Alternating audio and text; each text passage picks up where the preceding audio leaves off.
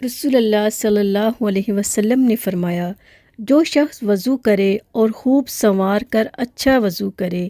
پھر کھڑا ہو کر دل اور چہرے سے ظاہری و باطنی طور پر متوجہ ہو کر 2 رکعت نفل نماز ادا کرے تو اس کے لیے جنت واجب ہو جاتی ہے۔ سیدنا ابو ہریرہ رضی اللہ عنہ بیان کرتے ہیں کہ رسول اللہ صلی اللہ علیہ وسلم نے نماز فجر کے وقت سیدنا بلال رضی اللہ عنہ سے فرمایا، اے بلال، میرے سامنے اپنا وہ عمل بیان کر جو تو نے اسلام میں کیا اور جس پر تجھے ثواب کی بہت زیادہ امید ہے، کیونکہ میں نے اپنے آگے جنت میں تیری جوتیوں کی آواز سنی ہے۔